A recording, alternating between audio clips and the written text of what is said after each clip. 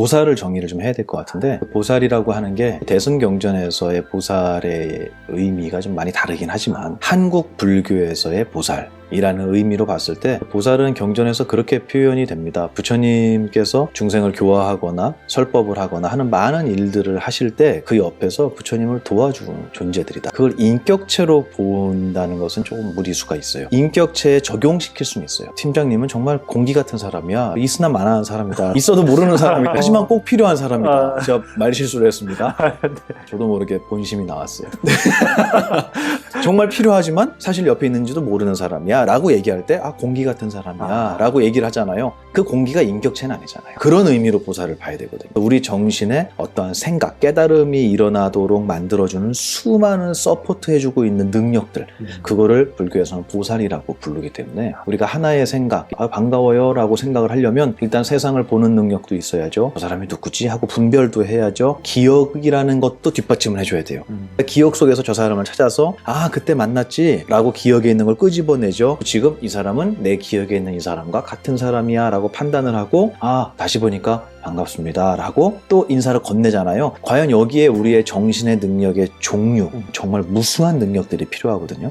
이 능력 하나하나를 다 불교에서는 보살이라고 얘기를 했던 거예요. 이 보살이라고 하는 게 작동을 하면 저 왼수 같은 건 또 왔네 라는 생각도 일어나요. 그렇죠? 하지만 이 생각은 지혜롭거나 올바른 생각이 아니라 오해 때문에 만들어진 생각이라고 한다면 이 생각을 불교에서는 중생이라고 얘기해요. 뇌를 무리지어서 생겨났다. 연기법을 설명한 거거든요. 어떤 인격체로 자꾸 생각을 하지 말고, 그렇게 볼 수 있는 눈도 있지만 우리의 생각 하나가 탄생하려면 수많은 보살들이 도와줘야 되는 거예요. 생각이라고 하는 것도 큰 의미에서 보면 깨달음의 일종이거든요. 좋은 깨달음이냐 나쁜 깨달음이냐, 수준이 높냐 낮냐 뭐 이런 것만 있는 거지 재료는 다 똑같이 깨달음이거든요. 그러니까 하나의 생각이 탄생하기 위해서는 수많은 보살들이, 우리의 정신의 능력이 작동을 해줘야 된다는 거예요. 하나의 생각이 일어나기 위해서 보살들이 작동을 하니 중생들을 누가 만들어냈다고 표현해야 되겠어요? 보살 작동을 해야지 중생이 태어나는 거니까. 우리의 하나의 생각이 일어나려면 수많은 정신의 능력이 움직여줘야 탄생을 하잖아요. 그래서 중생을 누가 만들어주냐면 보살들이 만들어준다고 경에는 표현이 되는 거예요. 하나의 중생이 태어나기 위해서는 수많은 불보살이 작동을 해야 되는 거예요. 불교는 좋고 나쁨을 얘기하지는 않아요. 법칙만을 본다면 하나의 중생이 탄생하려면 쟤 아주 질투나서 못 살게 해서 쟤만 보면 언젠가 내가 저 골탕 먹여야지 라는 생각이 일어날 때도 누가 움직여줬냐면 수많은 보살들이 움직인 거예요.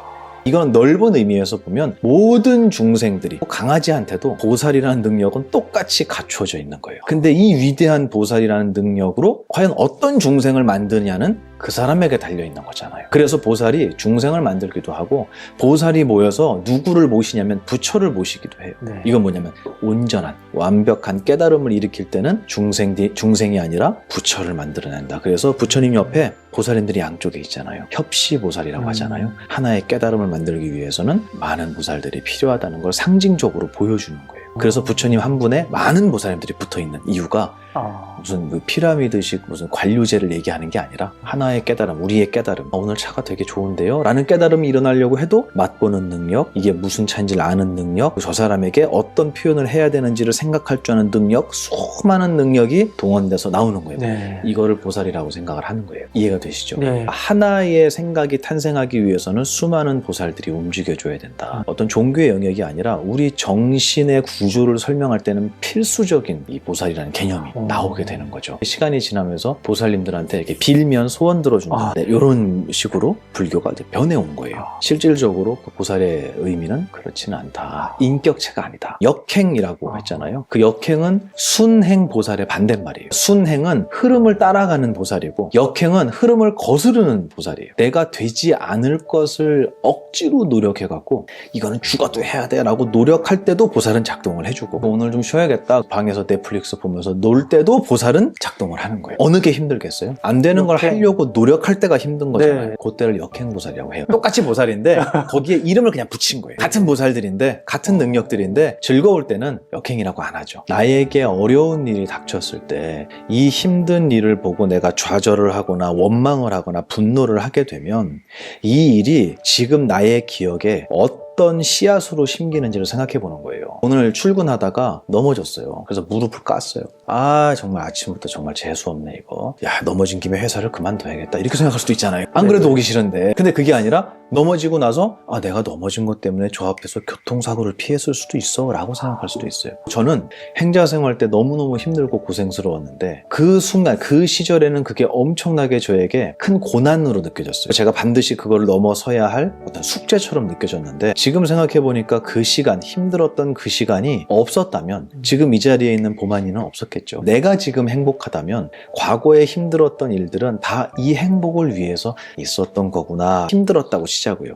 그럼 힘들었으면 이건 순행보살이에요? 역행보살이에요? 역행보살이죠. 힘듦으로 끝나면 사실 그걸 보살이라고 이름도 안 붙여요. 그냥 지긋지긋했어 이렇게 얘기할 거예요. 근데 그 힘든 일 때문에 지금 내가 편안하고 행복할 수 있다면 내 주변, 내 뒤에 있었던 내 지난날에 있었던 모든 아픔들은 전부 다 내가 행복하게 하기 위한 역행보살이었다라고 부처님께서 그러셨거든요. 이런 말씀을 비유를 드시는 거예요. 인도에도 지금의 어떤 유신론적인 종교 수행을 하신 분이 많이 있었거든요. 심지어는 그게 환생하고도 연결이 돼서 나는 죽은 다음에 천상에 태어날 거야 라는 것이 이 삶의 목표인 수행자들이 있었어요. 특히 고행주의자들은 자기의 몸을 정말 극도로 고통을 주어서 이 육신에 끄달리는 우리의 정신이 육신의 극한의 고통을 줌으로 해서 육신으로부터 독립적으로, 개별적으로 자유로워지는 것을 이 사람들은 목표로 삼는 거예요. 그렇게 수행하다가 죽으면 천상에 행복한 곳에 태어난다 이렇게 얘기를 하는 거예요. 천국이 있습니까? 라고 부처님한테 여쭤봐요. 제자가.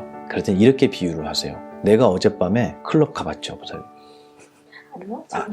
안 가봤어요? 대답이 약간 늦게 나왔어요. 클럽 가서 신나게 놀았어요. 자랑하는 거예요, 우리 부살님이. 다음날, 야, 나 어제 클럽 가서 놀았는데 진짜 멋있는 남자하고 나 어제 밤새도록 놀았다? 이렇게 얘기하고. 반응이 어때요, 그러면? 오, 누군데?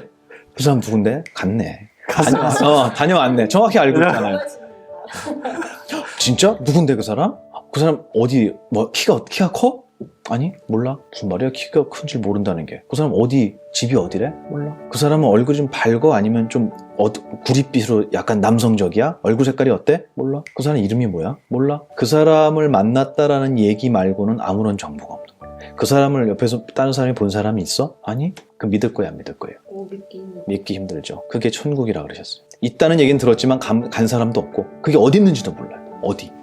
제가 이 얘기를 왜 하냐면 그렇기 때문에 천국을 부정하는 게 문제가 아니라 그게 문제가 아니라 지금 행복 안 하면 언제 행복하겠느냐라는 얘기를 하시는 거예요. 죽은 후의 행복을 위해서 우리의 삶, 지금이라는 삶을 고통으로 채워나간다는 것은 어려운 일이다. 그건 맞지 않다. 우리는 행복하려면 지금 행복해야 되는 거예요. 근데 우리는 내일의 행복을 위해서 지금을 고통으로 채우는 것에 되게 익숙해져 있어요. 아무리 오래 살아도 그 내일의 행복이 안 와. 올 것 같은데 안 와. 온 것 같은데 내가 기대했던 그 행복이 아닌 거예요. 이런 고통들을 겪게 되는 거예요. 지금 이 순간에 지금 촬영 우리 하고 있잖아요. 이 순간에 여기 지금 막 배 아프고 심장 아프고 이런 분 없잖아요. 그죠? 지금 막 전화 와갖고 가족 중에 누가 아프다고 연락받은 분도 없잖아요. 지금 이 순간에 이런 일을 우리가 할 수 있다는 자체만으로도 나에게 허락된 정말 최고의 행복이 아닌가라는 생각을 할 줄 알아야 되거든요. 근데 그걸 잊어버리고 사는 거예요. 지금 내가 얼마나 행복한지를 느낀 사람은 지난날의 모든 나의 아픔, 힘든 일들은 아, 나의 지금 이 행복을 위해서 있었던 거구나. 그래서 내가 이 법을 만났고 스승을 만났고 이 행복한 길에 들어섰구나. 지난날의 모든 일은 역행보살이다. 조금 힘들긴 했지만 순행, 순리대로 가진 않았지만 하지만 그 일 때문에 지금 나의 행복을 얻었다면 그것이 바로 나의 역행보살이었다. 이렇게 제가 말씀을 드린 겁니다. 옛날에 행복했어도 지금 울잖아요. 그럼 울려고 행복했던 거예요. 가장 대표적인 게 사기받는 분들이에요. 나 왕년에 잘 나갔다고 하면서 웃냐고요, 그분이. 안 웃어요. 못 웃어. 나 옛날에 이렇게 돈이 많고 이렇게 부자였는데 홀랑 다 털린 거예요. 그래서 지금 빚쟁이 빚더미에 올라와 있다면 이 사람의 과거를 떠올리는 것이 과연 그 사람에게 행복일까? 아니잖아요. 그러니까 지금 불행하면 아무리 잘 살았어도 지금 불행하기 위해서 그렇게 살았던 거 아니냐고 저희 스님께서는 말씀하셨어요. 제일 중요한 건 이 순간에 우리가 얼마나 난 정말 행복하게 살고 있구나 라는 걸 느끼고 있느냐. 이게 나의 지난 날을 한 번에 다 바꾸는 거예요. 1600년 전에도 똑같이 얘기했어요. 나는 하루도 일을 하지 않으면 살 수가 없고 내 자식들이 맨날 울고불고 내 신부는 너무 천하고 천민이고 나는 행복해질 기약이 없는데 부처님 지금 말씀하신 게 나에게 무슨 이익이 있느냐고 똑같이 여쭤봐요. 그땐 더 하죠. 제도적으로 신분제도가 있어버리니까 유리천장 얘기하잖아요 요즘에. 그때는 유리가 아니고 그냥 벽돌로 막혀있어요. 보이지도 않아요 그 너머가. 이 상황에서 내가 어떻게 행복할 수 있느냐라고 부처님 말씀하세요.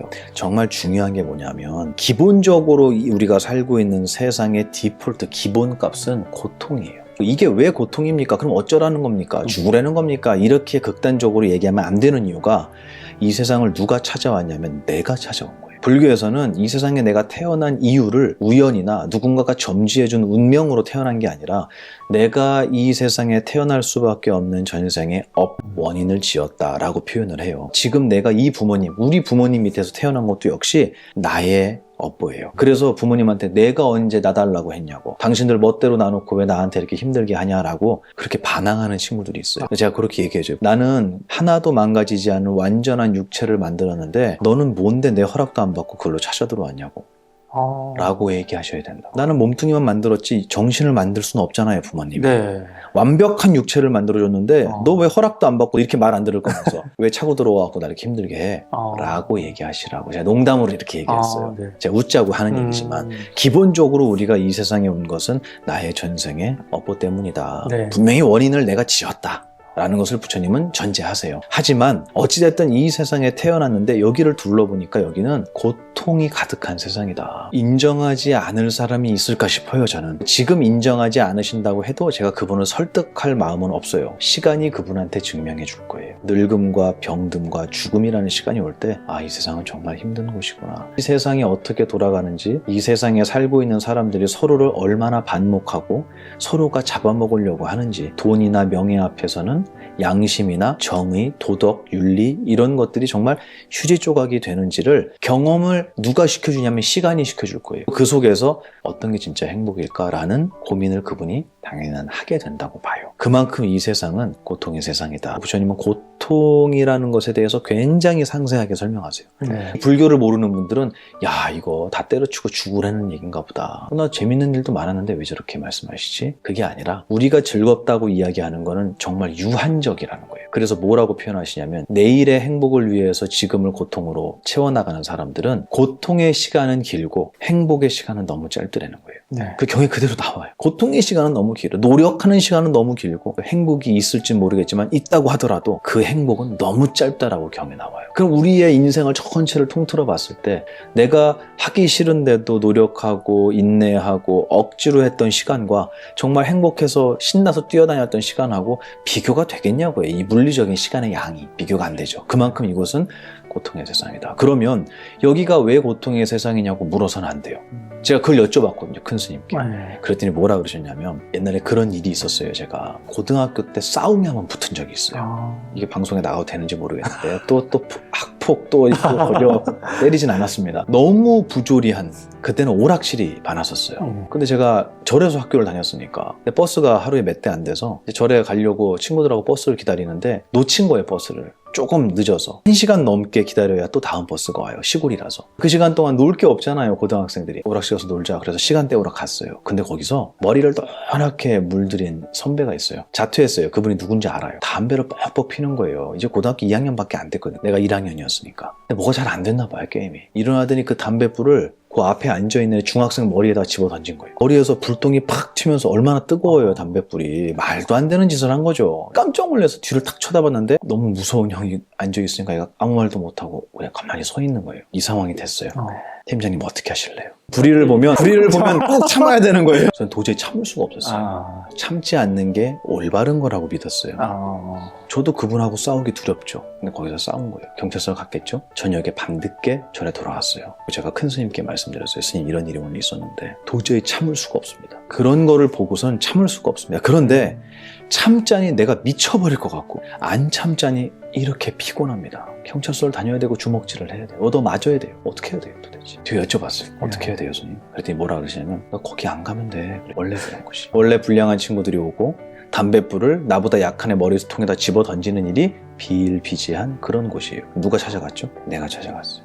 그래놓고 스님 여기를 어떻게 바꿔야 되냐고 묻는 거예요 지금. 그래서 뭐라고 비유를 들으셨냐면 너가 비행기 타고 아프리카에 가서 야 여기가 사람 살만한 곳이냐 이게? 이렇게 더워서 어떻게 살아? 저 사람 너무 불쌍해. 나 아프리카를 좀 시원하게 만들어야겠어. 가능하겠냐 그러시죠. 이 세상이 고통의 세상이라고 이야기하시는 것은 여기가 정말 힘든 것이고 나는 어떻게 살아야 행복할 수 있을까? 이 힘든 세상에서 원래 다 그런 거야 라는 말 말고 어떻게 하면 이 속에 사는 사람들을 조금이라도 행복한 길로 이끌 수 있을까라는 생각을 하는 마음이 넓은 큰 위대한 스승의 길로 안내하기 위해서 부처님이 설명을 하시는 거예요. 이렇게 힘들어. 너만 힘든 거 아니야. 다 힘들어. 힘들지 않은 법을 공부하면 너는 이걸 어떻게 해야겠어? 나가서 사람들에게 전해야 되지 않겠어? 이 세상을 맑히기 위해서 노력을 하셨던 거예요. 제가 드리고 싶은 말씀은 뭐냐면 원래 이것은 그런 곳이에요. 그럴 수밖에 없어요. 우리가 거길 왔어요. 아무리 노력해도 세상이 바뀌겠습니까? 정말 어려운 일이에요. 이거는 정말 어려운 일입니다.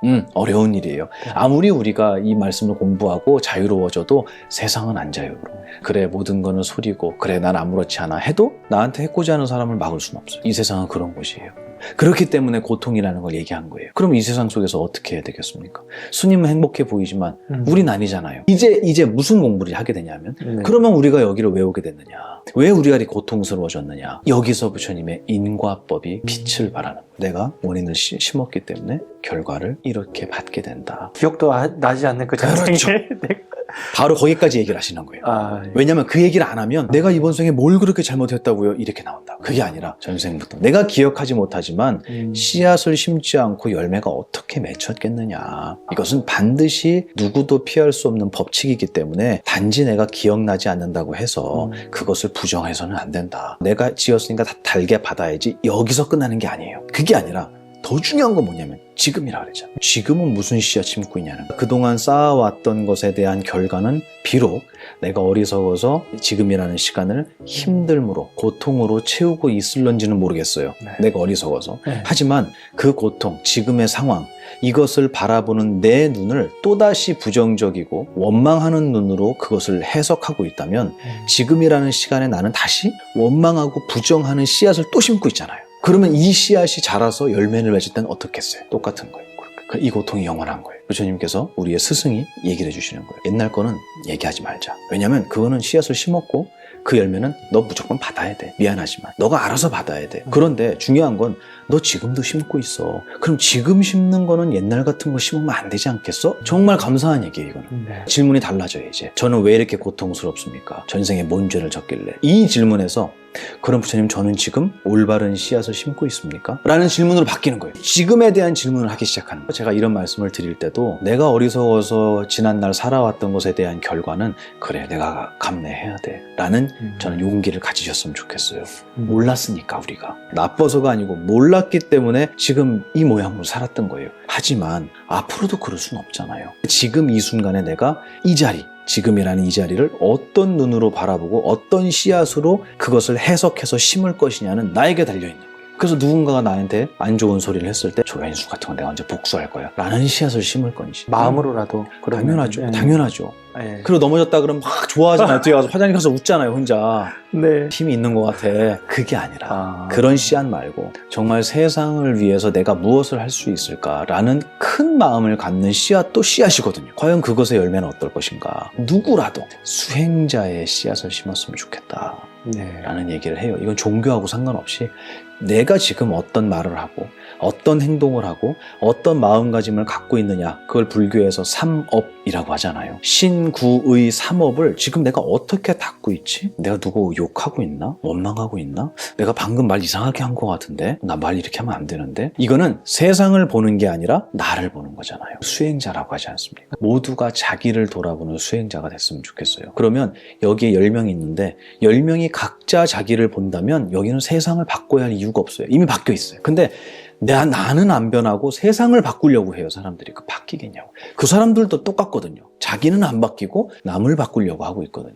끝없는 전쟁이에요. 그게 아니라 모든 구성원들이 자기가 변하려고 노력한다면 그런 사회에서는 세상을 바꾸려는 노력은 필요가 없어요. 이미 바뀌어 있어요. 저는 그거를 꿈꿔요. 그래서 이거는 어떤 불교의 부처님 믿어야 된다 이런 얘기가 아니라 우리가 그동안 어리석어서 잘 몰랐기 때문에 함부로 내디딘 발걸음 때문에 나에게 지금 힘든 일이 일이 왔다면 이거를 조금 더 지혜롭게 바라보고 어떻게 하면 나의 내일은 나의 오늘보다 더 행복해질 수 있을까? 아, 그것은 지금에 달려있는 것이구나. 그러면 지금 내가 어떻게 행동하고 있는지를 잘 돌아봐야겠구나. 이 사람은 수행자예요. 과거에 대한 얘기, 미래에 대한 얘기, 그것보다는 현재 지금에 대한 얘기가 중요하다라고 말씀드린 거고, 행복하지 않은 저희들은 어떻게 해야 됩니까? 라고 물어본다면 지금이라도 시작하라. 지금이라도 심기 시작해라. 저는 꼭 말씀드리고 싶어요. 난 이미 틀렸어 이러지 마시고.